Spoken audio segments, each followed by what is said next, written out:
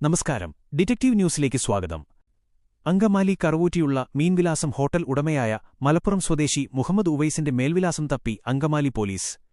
വാർത്തകൾ വിശദമായി. അങ്കമാലി കറുവൂറ്റിയുള്ള മീൻവിലാസം ഹോട്ടലിൽ ഇന്നലെ രാത്രി 10 മണിയോടെയാണ് നാടകീയ സംഭവങ്ങൾ അരങ്ങേറിയത്.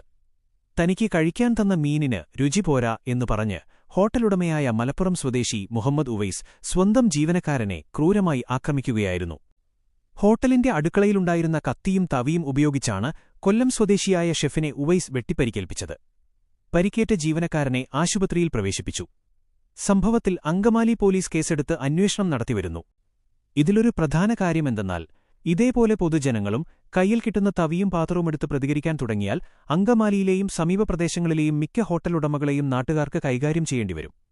കാരണം അമിതവില കൊടുത്ത് രുചിയില്ലാത്ത ഭക്ഷണം വിളമ്പുന്ന ഹോട്ടലുകളാണ് ചുറ്റും മിക്കവാറും.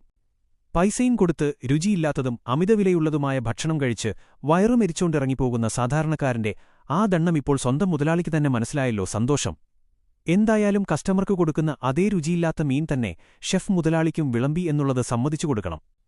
അങ്കമാലി നഗരസഭയിലെയും കറുവൂറ്റിയിലെയും ഹെൽത്ത് ഡിപ്പാർട്ട്മെന്റുകാർ ഒന്ന് കണ്ണു തുറന്ന് ശക്തമായി പരിശോധന നടത്തിയാൽ ഇത്തരത്തിൽ ഭക്ഷ്യയോഗ്യമല്ലാത്തതും രുചിയില്ലാത്തതുമായ ഭക്ഷണം വിളമ്പുന്ന നിരവധി ഹോട്ടലുകൾ പിടികൂടാൻ സാധിക്കും.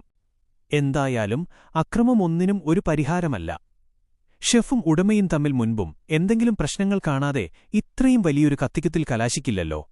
ഏതായാലും പരിക്കേറ്റ ജീവനക്കാരൻ സുഖം പ്രാപിക്കട്ടെ, ഹോട്ടലുകളിൽ നല്ല ഭക്ഷണവും രുചിയും തിരികെ വരട്ടെ എന്ന് ആശംസിക്കുന്നു.